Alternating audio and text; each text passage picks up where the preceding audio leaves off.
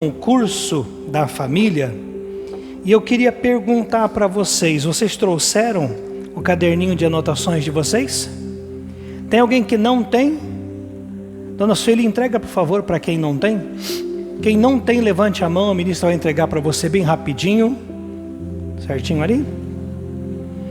Ela vai entregar para você que não tem, levante a mão, para você fazer as anotações. O seu Mariane lá não tem, a dona Roseli. Alguém esqueceu? Está ali na recepção, nem levou embora, tia Rose. Está escrito Rose aqui, bem no cantinho. Verdade ou mentira? Viu? Mais alguém? Pegue esse para a senhora anotar então. Levante, ali dona Sueli, por favor. Queridos, deixa eu me acomodar aqui para a gente ir direto ao assunto, porque ele é importante, ele é profundo, ele é maravilhoso, e cada minuto vai fazer a diferença nesse curso que nós vamos fazer. Quem viu aquele bebezinho que foi morto ali em Joaçaba ontem? Ontem, hoje, não sei. Viram, né? E não foi o único caso essa semana, teve outros. Isso mostra o real estado da família. E eu percebo que as pessoas, elas estão vendo o perigo se aproximando, mas não estão se dando por avisadas. Então, queridos, nesse curso da família que nós vamos iniciar agora, eu vou pedir para você tomar posse desse espírito e configurar a tua casa, configurar toda a tua família. Amém? Então, pegue aí na sua mão a caneta, o papel para você anotar. Eu estou gravando, pela manhã eu gravei, postei no YouTube, mas eu acho que foi derrubado o vídeo, porque nós falamos coisas importantes acerca da família. E se nós estivéssemos falando de qualquer coisa errada, imunda, suja, com certeza nós já teríamos até o canal monetizado. Mas como nós estamos pregando a palavra, tivemos um problema ali e perdi toda a gravação. Então, queridos, o que eu vou apresentar para vocês aqui agora é um resumo de um assunto que é muito profundo e importante, tá? E aí, em uma pregação ou outra, eu vou tocando em um assunto ou outro, e vocês então vão lembrando do que vai ser ministrado hoje, e aí a gente vai se estendendo um pouquinho mais. Por isso que eu chamei curso básico da família. Eu precisaria de muito tempo para poder dissecar todo o assunto com vocês. Como nós não temos esse tempo todo, então eu fiz um resumo e eu vou apresentar para vocês aqui um resumo do que é a família, para que vocês possam entender depois qual é a função do homem, da mulher, do filho, tá bom? E vai ser bênção na vida de todos nós. Então assim, queridos, nós vamos começar por esta informação aqui, ó. A família, ela é igual um quebra-cabeça. Igual, idêntico.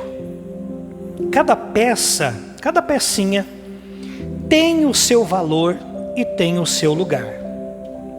Mas propósito só quando está completa. O mesmo vale para a família. O pai, a mãe, o filho, até o animalzinho de estimação, todos eles são peças importantes. Mas desconfigurados, queridos, não tem nenhum propósito, não se chega em lugar algum. E a família hoje, ela está desconfigurada. A família hoje, ela perdeu a configuração, ou até mesmo alterou da forma original estabelecida por Deus. Como assim? Olha só. Deus, ele criou a família com um modelo ideal. Tudo que Deus fez é bom. A família não foi diferente, foi criada com um modelo ideal. Só que alterando essa forma, então a família não vai funcionar. Hoje a família não está funcionando como o Senhor queria que funcionasse, porque ela foi alterada da ordem do modelo original. Então assim, queridos, para vocês entenderem, a família, ela não pode receber nenhuma alteração e também não pode receber nenhum acréscimo. O que nós estamos vendo hoje as pessoas fazendo com a família é tentando alterar ou fazendo acréscimos. Por exemplo, quando você vai no supermercado e você compra uma Coca-Cola, você não tem como tirar o caramelo para que ela fique um pouquinho mais clara. Tem como? Você não consegue fazer essa alteração. E também nem tem como você colocar açúcar nela. Tem como você fazer um acréscimo de açúcar? Não. Ela tem que ser bebida como ela veio para sua casa, porque ela saiu de fábrica naquele projeto. Aquele produto foi produzido daquela forma, daquela maneira, e você tem que consumir do jeito que você adquiriu. Não tem como alterar e nem tem como acrescentar. O mesmo vale para a família. Hoje estão fazendo tantas alterações na família, ou então se tentando fazer acréscimos, e é isso que está estragando a família, desconfigurando os lares. E o nosso Deus, queridos, ele tem um problema muito sério com alteração ou acréscimo. Por exemplo, a palavra de Deus, ela é perfeita. Sim ou não? Ela é perfeita para nos conduzir. Diz a Sagrada Escritura que a palavra de Deus é espírito e vida. Então ela não precisa nem alterar e ela não precisa nem de acréscimo. Mas alguém faz acréscimo, alguém faz alteração, e o Senhor fala o que sobre isso? Ai daquele que alterar, acrescentar qualquer coisa na minha palavra. Então quer arrumar um problema com Deus? Mexa naquilo que Ele configurou. Mexa naquilo que Ele estabeleceu. A mesma coisa vale para a família. A família foi criada com um padrão divino e é assim que ela deve funcionar. Atualmente estão fazendo acréscimos para tentar consertar a família, e aí viu que não conseguiu, o que eles fazem? Alterações. E isso está perturbando o coração de Deus. Então assim, a família, ela foi configurada por Deus e ela precisa funcionar nessa programação. Por exemplo, como é que Deus programou ou configurou a família? O homem, ele foi configurado na esfera, de liderança. De quê, queridos? De liderança. Então, quando o homem ele funciona nessa esfera de liderança, olha só, ele vai trazer segurança para a esposa primeiramente e depois para a família. A mulher, ela foi configurada na esfera para atuar no interno. A responsabilidade de criar um ambiente emocional e espiritual dentro de casa, ele é da mulher. Por isso que lá no Salmo 128 diz: a tua mulher no interior da tua casa, ela será como uma videira frutífera, E olha só, o filho ou a filha, os descendentes, eles foram configurados na esfera da continuidade. Por isso que nós vamos entender já que um pai e uma mãe precisam estar configurados, porque eles têm a missão de construir a identidade de um filho, construir um legado de um filho, construir o caráter de um filho, porque ele vai dar continuidade naquela família. Então a ideia de família traz consigo a ideia de construção. Amém? E aí, só para vocês terem uma ideia, até o animalzinho, ele foi configurado em uma esfera de amor, de afeto, de carinho. É por isso que a gente vê aqueles homens e até mesmo mulheres, com aquele coração endurecido, mas quando é presenteado com um bichinho de estimação, aquele coração ele amolece. Porque o animalzinho, vamos falar do cachorro, ele é o melhor amigo do homem, por quê? Porque é o único animal que carrega consigo a essência do perdão. Você pode bater, mas você chama, ele vem, rebolando, te lambe e esquece tudo. Por isso ele é o melhor amigo do homem, porque ele carrega a essência do perdão. Então o cachorro, ele tem apenas o sistema límbico e ele vive única e exclusivamente para você. Então toda a família foi configurada para funcionar em uma esfera. Se fizer uma alteração ou um acréscimo, ela não vai funcionar. E aí é por isso que a gente vê hoje o caos na família. Por quê? Porque a família, ela está totalmente desconfigurada daquilo que o Senhor, Ele configurou, Ele planejou como um projeto original. Então, o que vai acontecer? Quando o homem está desconfigurado da sua posição, do seu posicionamento de liderança, eu não disse tirania, eu disse liderança, e liderar não tem a ver com tirania, tá? Mas quando o homem ele está desconfigurado, então o homem ele não consegue mais ser homem. E é justamente isso que nós estamos vendo nos dias atuais. O homem, ele não consegue mais ser homem, ele não consegue mais se assumir como homem. E quando eu falo se assumir como homem, eu estou falando que ele não consegue mais ter a responsabilidade de liderar, de chefiar, de prover, de proteger um lar, uma casa. Por quê? Porque a configuração dele é de líder. Se ele não está posicionado, então ele está fora do propósito, alterou, não adianta nem fazer um acréscimo, ele não vai fluir. A mulher, quando ela não está configurada, então ela vai aderir a esse modernismo que nós estamos vendo atualmente, né? que traz a rotulagem aí de feminismo. E aí a mulher ela já não consegue mais ser a dona de casa que ela tem que ser. Eu não estou falando que a mulher não pode e não deve trabalhar, não tire nenhuma conclusão precipitada. A mulher ela tem condições de ser a dona de casa e atuar fora também. Nós homens sabemos que enquanto a gente faz uma ou duas coisas ao mesmo tempo, a mulher faz umas 50. Então a mulher ela tem essa capacidade de atuar dentro e fora. Mas por conta desse grito do modernismo que tirou a mulher da configuração original, o que aconteceu? Ela perdeu então essa essência de preparar o ambiente interno, de preparar a atmosfera espiritual. Mulheres, não é à toa que quando um filho quer pedir algo para o marido, para o seu esposo, para o pai, geralmente eles vão em você primeiro, porque você tem, divinamente falando, esse dom, essa capacidade de fazer a ligação. Só que você pode ligar, você pode unir o ambiente interno no sentido emocional, mas você, mulher, tem uma capacidade incrível de conectar, de ligar a sua família a Deus. É por isso que a mulher sábia, ela edifica a casa. Então esse grito do modernismo desconfigurou a mulher. Como é que ela se vê hoje? Ela já se vê até sem necessidade do homem. Ela já se vê sem necessidade do homem. Há um grito na sociedade de que é possível que a mulher viva sem um homem. E eu quero até fazer essa pergunta para você. O que você acha? Você acha que a mulher pode viver sem um homem e o homem sem a mulher? Sim? Pois você que acha que sim, está totalmente equivocado.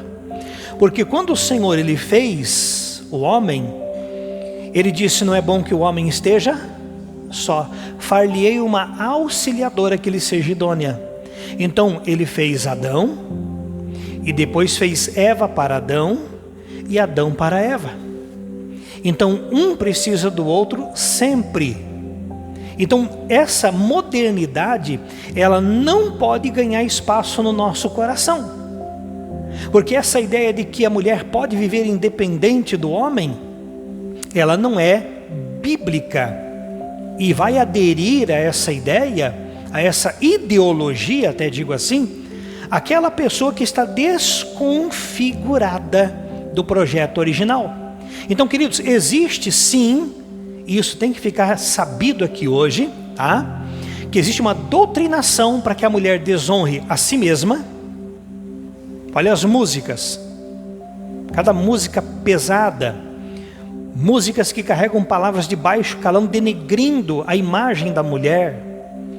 Existe uma doutrinação para que a mulher desonre a si mesma, desonre o marido e desonre o seu lar. Agora, os filhos que estão aí, me escute um pouquinho aí, por favor. Agora dê atenção. Quando o pai está fora dessa configuração, e a mãe também está fora dessa configuração, sabe o que vai acontecer? Consequentemente, os filhos passam a ser amigos dos pais. Vocês entenderam? Que é isso, pastor? Então quer dizer que um pai não pode ser amigo de um filho?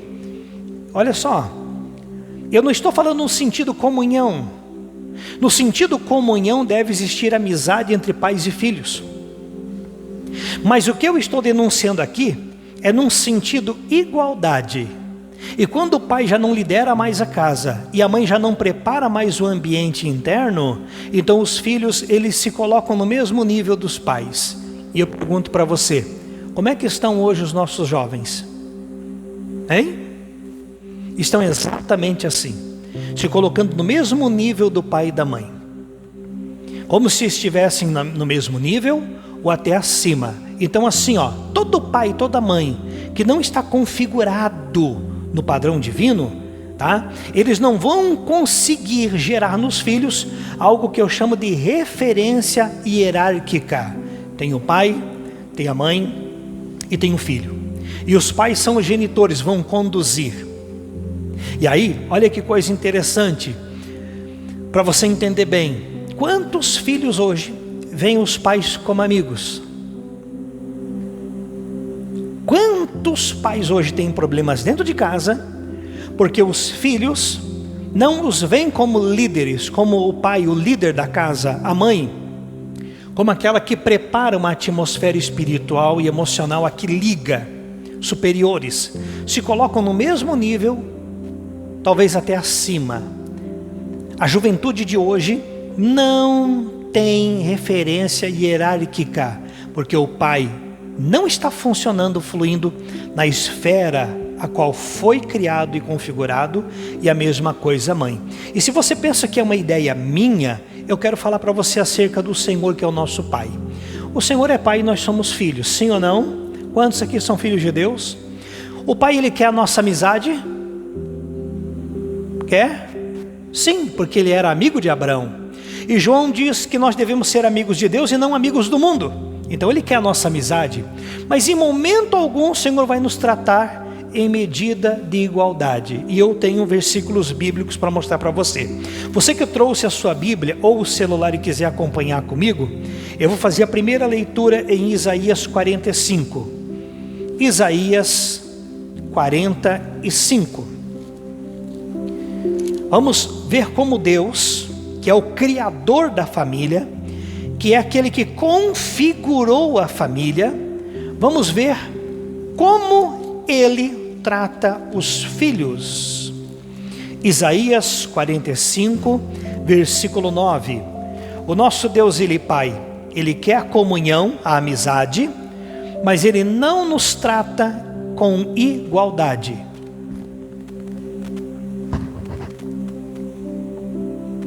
Posso ler, queridos?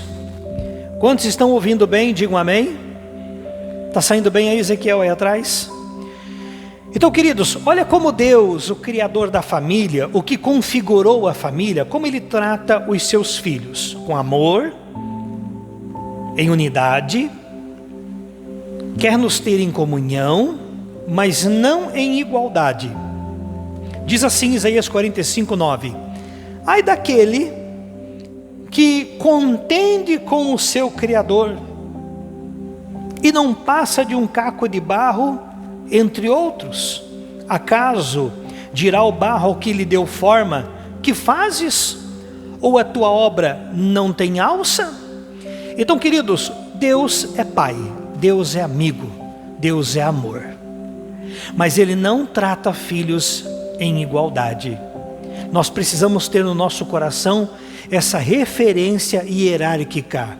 É por isso que a Bíblia diz que Deus criou o mundo e deu aos homens, mas Ele habita os céus. Deus habita os céus e nós na terra, cada um no seu quadrado. Então, o pai e a mãe precisam entender que tem que estar configurado, eles precisam estar configurados, certo? Porque eles são os iniciadores da família, para que os filhos tenham referência hierárquica. Vamos em Romanos 9, porque existem vários versículos com essa ideia, e eu irei citar apenas 2 aqui por conta do tempo. Romanos, capítulo 9, versículo de número, deixa eu ver aqui, 20, Romanos 9, 20, Romanos 9, 20. Diz assim, queridos. Posso ler? Diz assim, ó: quem és tu, ó homem, para discutires com Deus? Porventura, pode o objeto perguntar a quem o fez: por que me fizestes assim? Ou não tem o oleiro direito sobre a massa, para do mesmo barro fazer um vaso para honra e outro para desonra? Então Deus, ele trabalha nessa configuração, queridos. Deus, ele vive configurado, ele é o nosso líder. É Ele que nos governa, é Ele que nos protege, Ele que é o nosso provedor. Está entendendo o espírito da coisa? Então, como Pai, Ele quer nos conduzir. No Salmo 23 a gente vê um Senhor conduzindo. E Ele quer a nossa amizade, mas Ele nunca vai nos permitir em nível de igualdade. E é esse padrão que nós temos que levar para dentro de casa. Um lar, uma família onde os filhos estão no mesmo nível dos pais ou até acima, ele vai ser um lar disfuncional. Ele vai ser um lar que vai gerar dor de cabeça para todos. Certo? Deu para entender até aqui, sim ou não? Então, queridos, vamos em Provérbios 22 agora. Provérbios, vamos em Provérbios 22. Vamos em Provérbios 22, versículo de número 6. Provérbios 22, 6. Os pais são os genitores. Então os pais configurados no padrão original divino, eles têm o dever, o direito e a obrigação de conduzir os seus filhos, certo? Então em Provérbios 22, versículo 6 fala assim: ensina a criança no caminho em que deve andar, e ainda quando for velho, não se desviará dele. Por que o pai e a mãe têm que conduzir os filhos? Porque um filho pequenininho, adolescente, jovem, ele é apenas um personagem, nada mais do que isso. E lá em Deuteronômio já fala que o pai e a mãe deveria inculcar na mente deles a palavra e tudo que é correto. Então, um filho, ele não tem juízo, ele é só um personagem. E o pai e a mãe precisam colocar juízo nos filhos. Quando eu falo de juízo, não associe essa palavra com aquela do Apocalipse, juízo final, onde um é condenado, outro absolvido. O juízo aqui é disciplinar e moldar os filhos. Por quê? Porque uma criança, ela é crédula, aberta às emoções e moldável. Pegou no espírito? E nós, como pais, precisamos entender isso. Por quê? Porque daí você vai dar um destino, ou vai contribuir para o destino que está pré-estabelecido da parte de Deus para a sua casa, para os seus filhos. Vamos no Salmo 128? Salmo 128. Quero mostrar para você que existe um destino já pré-programado, predestinado para os seus filhos. E é por isso que você precisa conduzi-los com referência hierárquica, para que eles entendam o que é o juízo e disciplinados alcancem o propósito que Deus tem. Por exemplo, aqui no Salmo 128, no versículo de número 3, diz assim, e é um salmo voltado para o homem. Então, por quê? Porque ele é o líder da casa, ele é o pastor da casa. Então o Salmo 128 fala assim no versículo 3 em diante: tua esposa, no interior da tua casa, será como a videira frutífera, teus filhos como rebentos de oliveira. O que é que os filhos são? Rebentos de oliveira. Você vai lá na plantação do seu Mariane, eu já fui lá várias vezes ungir para ele, e ele me manda fotos de quando congela tudo, porque ele irriga com água, e tem uns rebentos em cada galho daquelas árvores que ele planta. Cada rebentinho daquele vai ser um fruto. O rebento, por exemplo, no pé do pêssego, futuramente será um pêssego. Um rebento num pé de laranja, futuramente será Uma laranja. Aqui está falando que os filhos serão rebento. Então, futuramente, esse rebento seria uma oliveira, né? Um fruto da oliveira, perdão. E é desse fruto que se faz o azeite que era usado no templo. Então, o que a palavra está falando aqui? Os teus filhos já têm um destino certo. Por isso que eles precisam ser conduzidos. Pegou no espírito? Por isso que a família precisa ser configurada. Por isso que a família precisa funcionar no padrão que o Senhor criou e estabeleceu. Amém?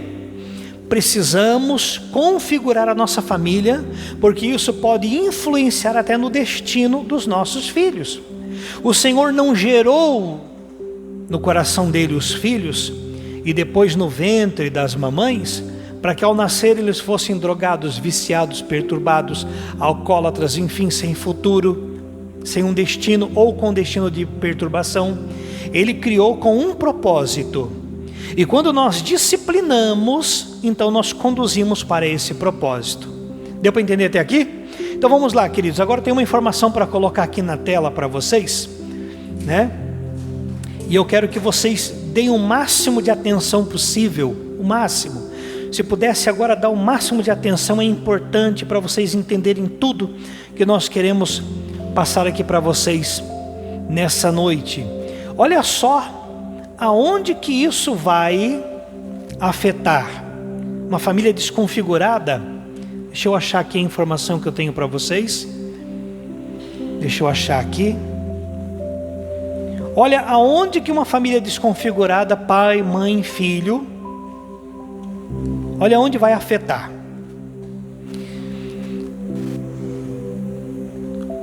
Vai afetar a ordem da prioridade da família. A família configurada, ela tem uma ordem de prioridade.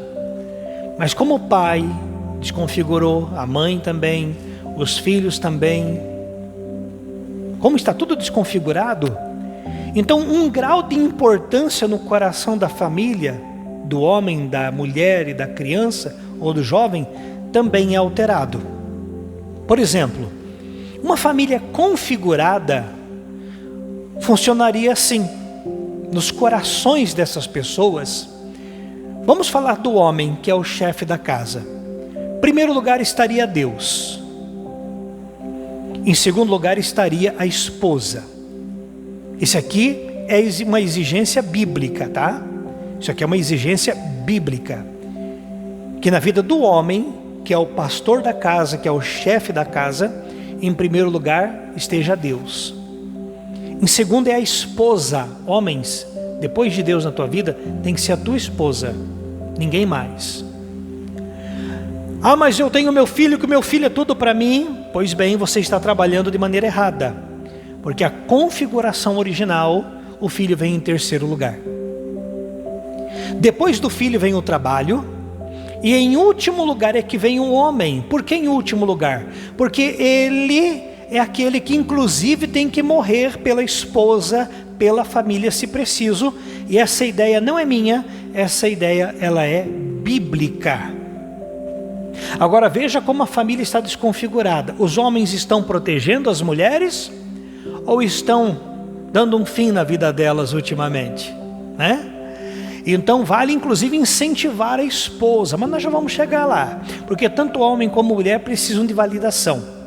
Então, porque a família desconfigurou, alterou até a ordem da prioridade. Como é que está funcionando a família hoje? Está funcionando assim, a começar pelo homem da casa. O trabalho está em primeiro lugar.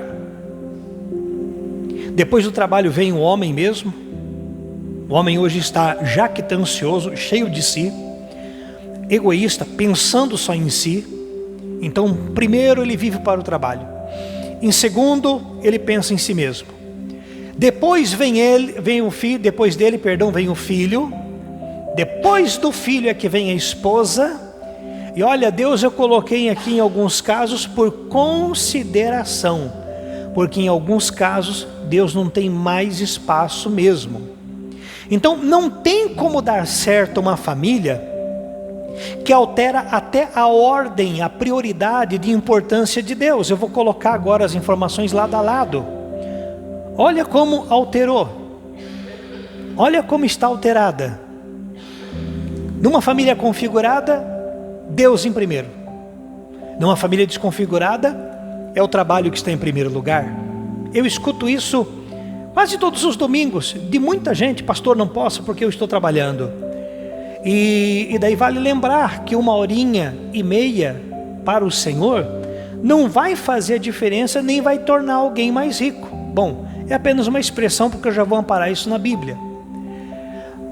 Uma família configurada, um homem configurado, um homem funcionando na esfera original, é a esposa que vem depois de Deus, e não os filhos. Os filhos vêm depois.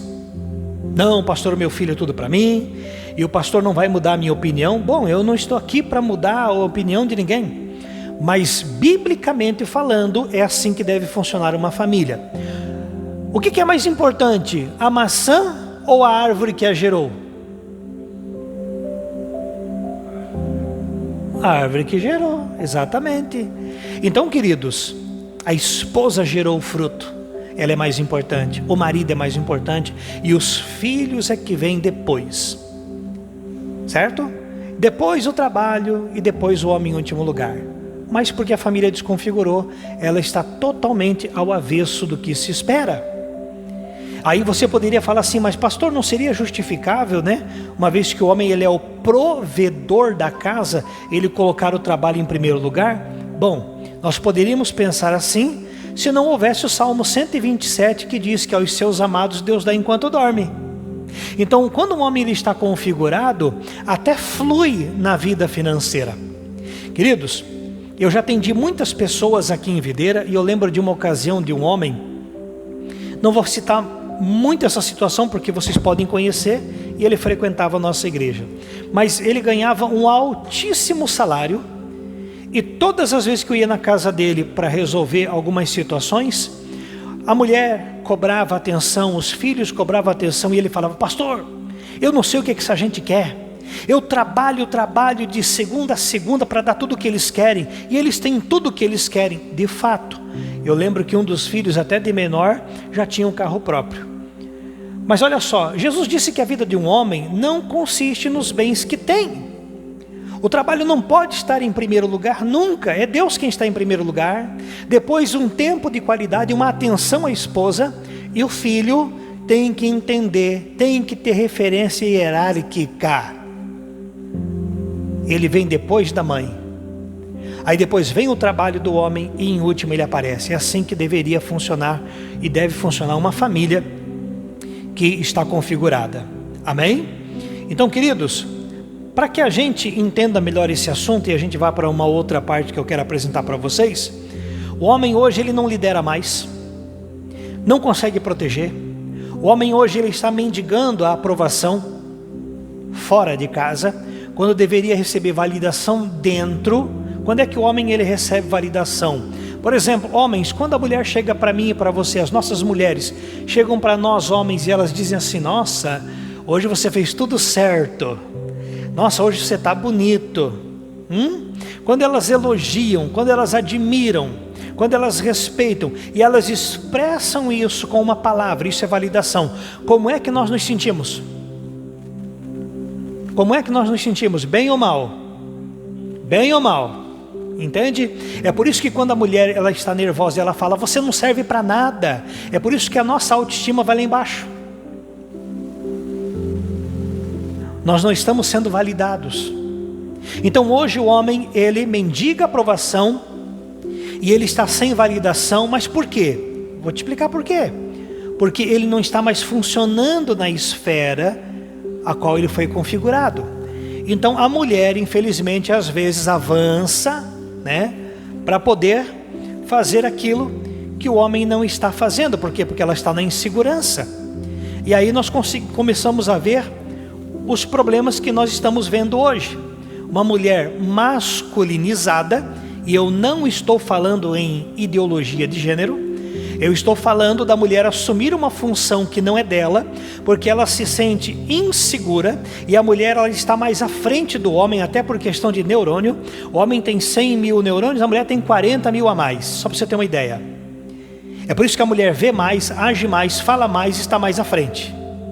Então quando o homem não funciona na esfera dele, gerando, né, essa segurança que a mulher precisa, então ela vai tentar fazer algo. Não é nem por maldade, é para tentar ajudar. Mas aí nós homens não temos às vezes um poder de reação, não temos um poder de comunicação, de comunicar o que estamos sentindo e que queremos permanecer na nossa posição e que ela pode voltar para a posição dela. Aí nós nos calamos, nos inibimos e a mulher começa a liderar dentro de casa.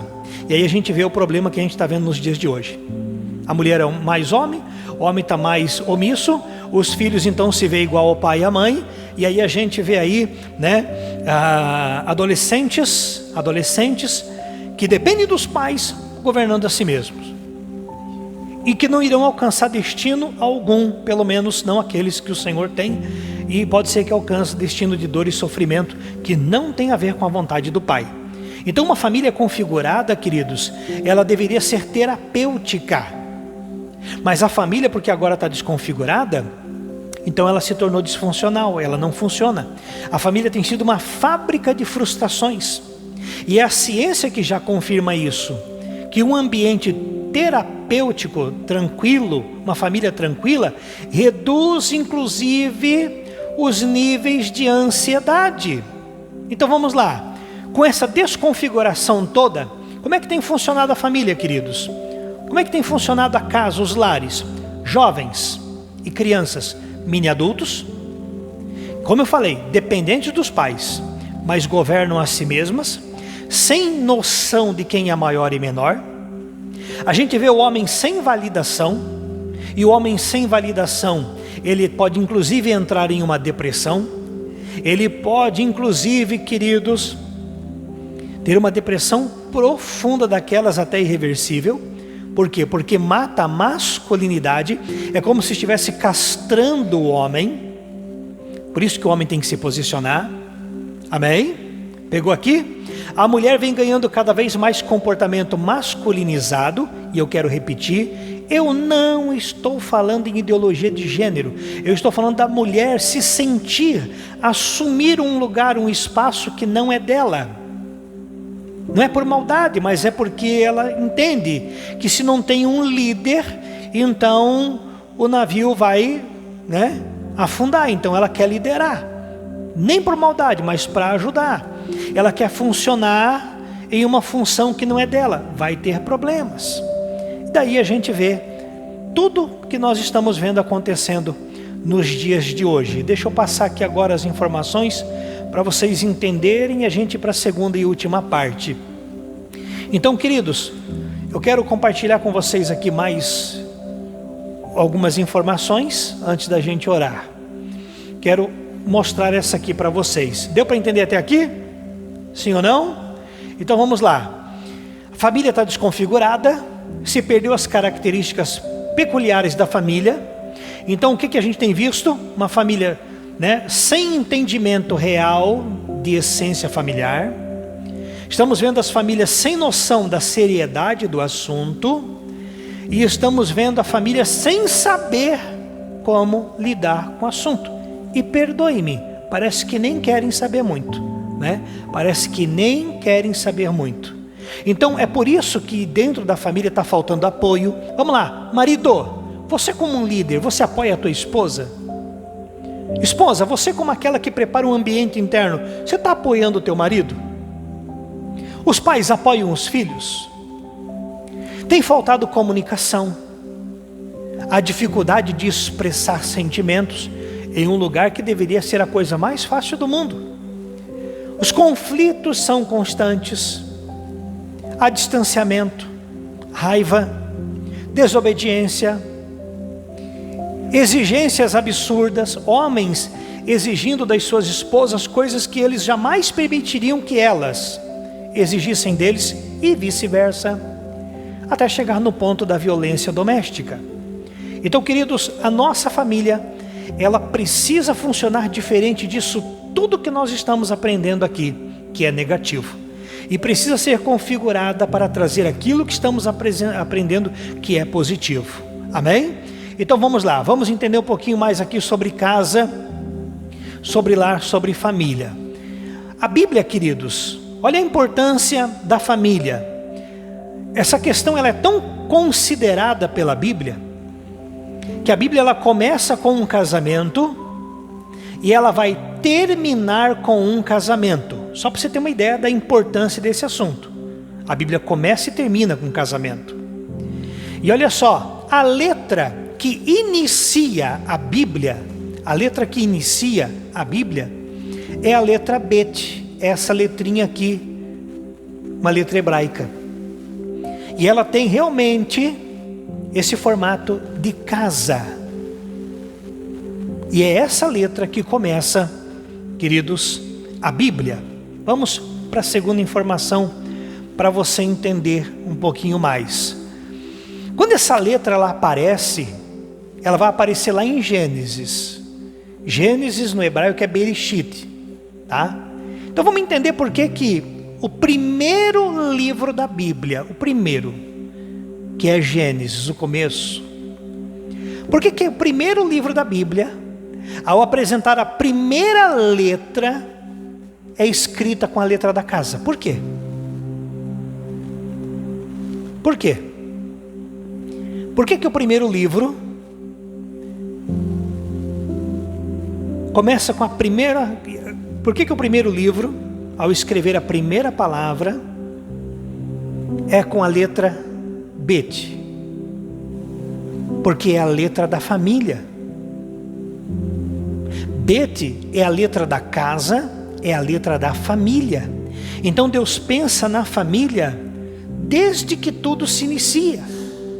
E por que Deus pensa na família? Por que nós deveríamos aprender isso e configurar a nossa casa? Por quê? Porque o lar, a família, a casa, é um dos melhores lugares para se conectar com Deus. É um dos melhores lugares que tem. A família forma a igreja e a igreja forma a família. Então assim, olha a importância da família.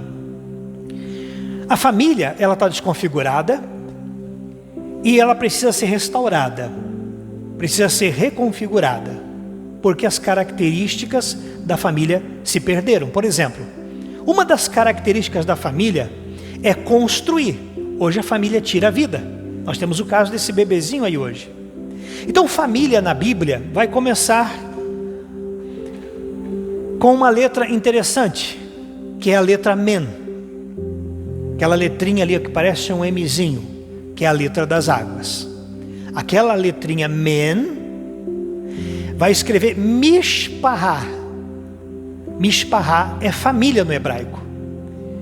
E quando vai escrever Mishpahá, Men, se escreve com a letra das águas. Por quê? Porque está falando que a família é um útero. A família tem o poder de criar. A família tem o poder de gerar algo novo.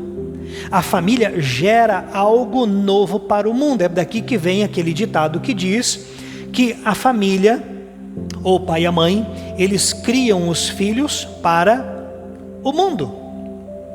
Daqui a pouquinho essa letra vai aparecer, você vai entender um pouquinho melhor, tá? Então assim, para a gente concluir essa primeira parte, dentro da tua família, dentro do teu lar, o que você vem gerando?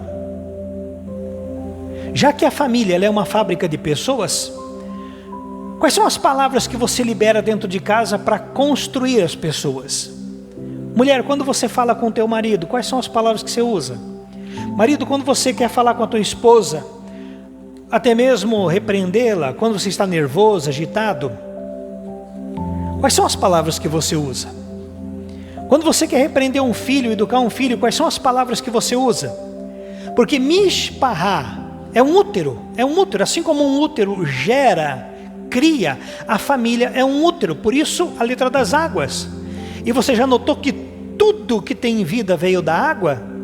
A ciência afirma que a vida começou na água.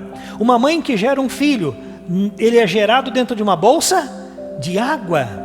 Você, para nascer de novo, tem que passar pelas águas. Quer ter saúde dos órgãos vitais? Tome água. Então, Men, família, Mishpahá, Letra das águas, porque ela tem a função de criar, de gerar algo. É uma fábrica que produz pessoas. Então vamos lá. Qual tem sido o seu olhar sobre a tua família? Tem sido um olhar só de defeito e crítica? Ou você tem tido um olhar de potencial e virtudes? Porque essas palavras são importantes. Essa minha família é um inferno, só incomoda, é umas pragas, é vontade de ir embora, me separar, porque esse menino vai incomodar igual o velho sogro, porque esse é um capeta, porque essa mulher é o diabo, porque esse homem é o Satanás, só incomoda, porque essa casa dá vontade de jogar fogo embora. Pois é, você está criando com essas palavras uma realidade.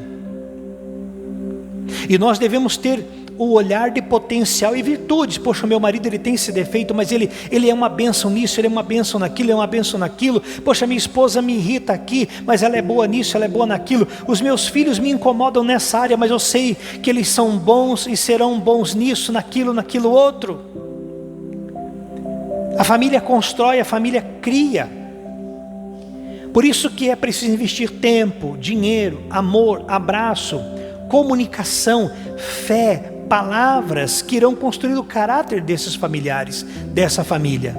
Porque a família, ela faz construção. Por isso que a gente precisa investir na família. E aí, para a gente ir para uma parte aqui muito importante e maravilhosa, deixa eu colocar aqui na tela uma outra informação. Casa e família irão construir pessoas, tá? A casa e a família constroem pessoas. E esse é o motivo de Bereshit, de Gênesis, começar com a letra da casa. Porque ela tem que ser construída. Ela tem que ser construída. Então Bet, querido, que é a letra da casa, tem um significado numérico. E aí nós vamos entender também isso, que as letras hebraicas elas trazem consigo um significado numérico. Pastor, isso não está na Bíblia. Está aqui, ó. Você acha que eu não sei o que eu estou falando para vocês? Compra uma Bíblia hebraica e estuda, você vai ver, até inclusive de onde vem a ideia de 666. Porque nós temos essa mania de focar no 666 e esquecemos todo o contexto rico em informações que tem. O 666 se refere a letras hebraicas que está apontando para um sinal da besta nos últimos tempos. Então faz sentido, é porque são informações novas. Então Bet, queridos, tem um significado numérico de 2. E o conceito dessa letra é conceito de lar e família. Então o poder que é dado a esta letra é o poder de construção. Agora vamos entender por que o hebraico tem essa revelação. Para se construir uma família é preciso quantas pessoas? Quantas?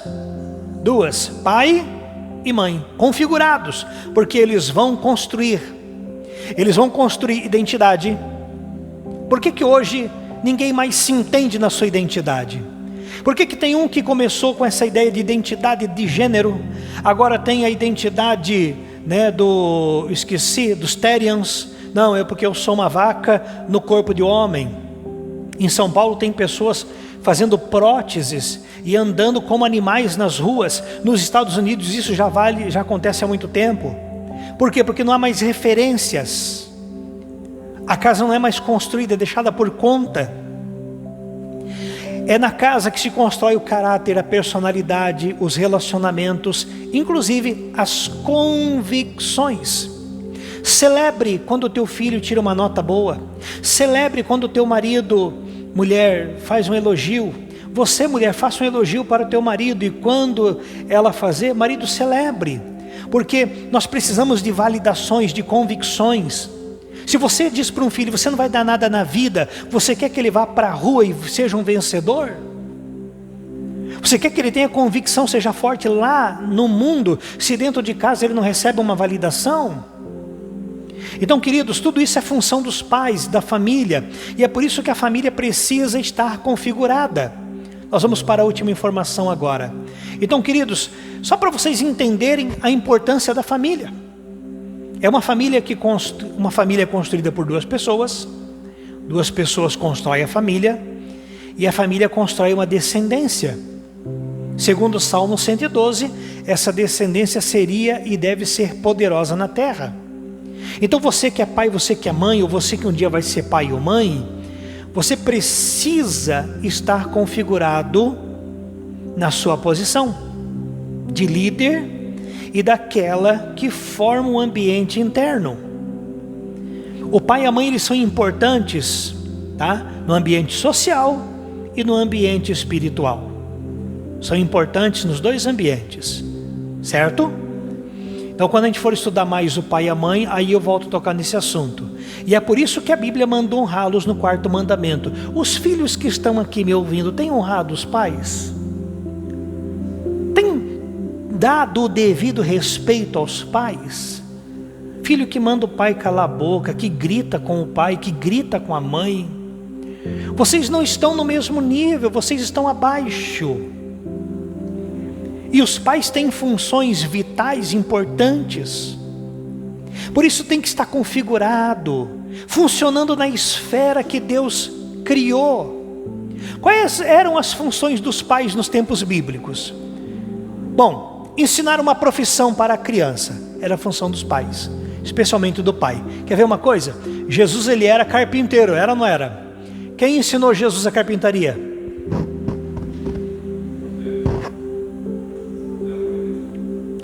Exatamente, José.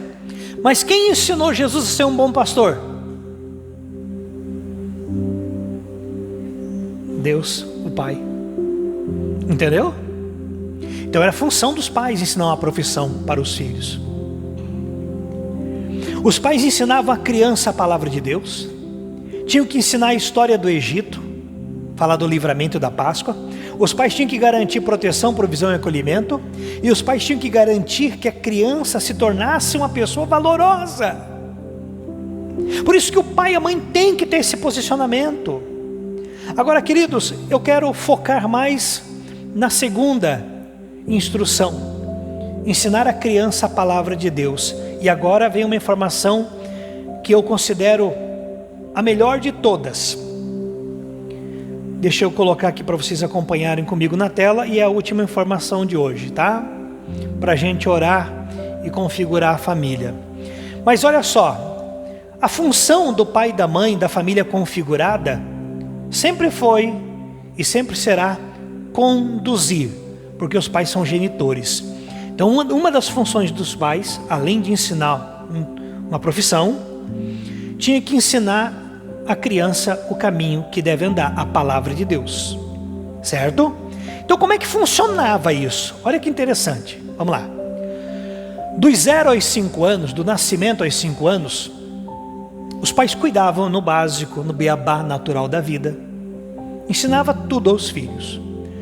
Aos 5 aos 13 anos, os pais entregavam os filhos para que eles recebessem a educação judaica, tá? Então olha só, vamos entender uma coisa aqui. Dos 5 anos aos 13, são quantos anos de estudo? Quantos anos? 8 anos de estudo. 8 anos de estudo.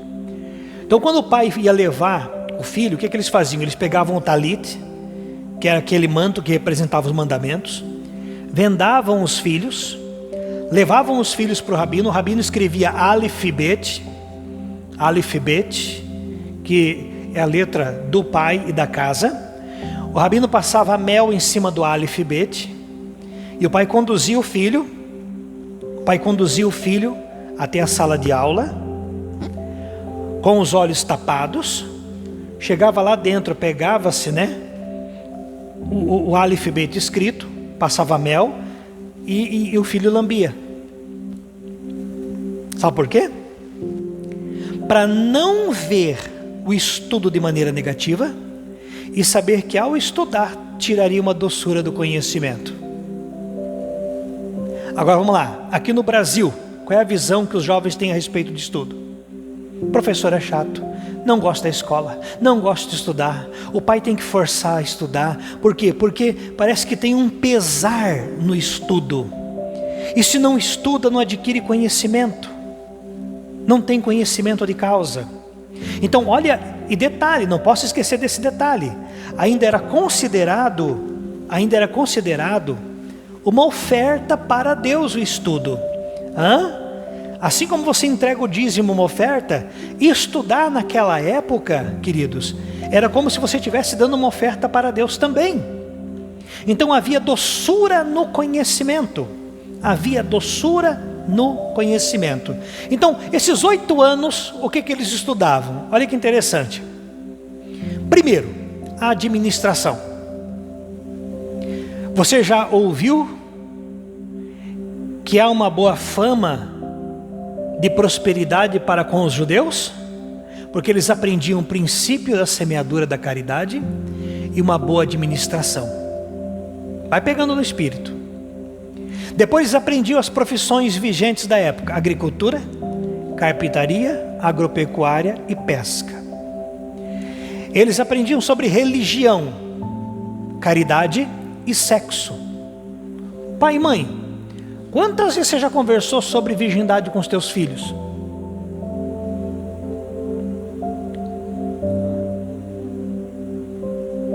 Porque eu precisaria de tempo aqui agora para entender com vocês o que representa a virgindade. E é por isso que tem um clamor hoje para que se perca a virgindade a troco de banana. Filmes americanos, American Pie, Road Trip, todos explorando, né? Os jovens, incentivando, para que percam a virgindade. Tem aí o filme O Virgem de 40 anos, fazendo uma chacota com aquele que é virgem. Você sabia que o sangue derramado na virgindade, ele fala?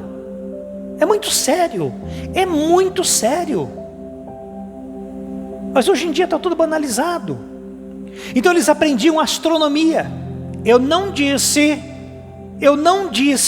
astrologia, eu disse astronomia. Eles tinham que estudar os corpos celestes, a estrutura celeste, o calendário era lunar. E daí tem a irmã Mariana que entende melhor do que todo mundo esse assunto aí. Tem fases da lua para poder plantar e para colher. Já viu o pescador quando fala a maré não está para peixe? Não está mesmo. Onde é que você acha que vem essas ideias? Eles aprendiam ciências naturais.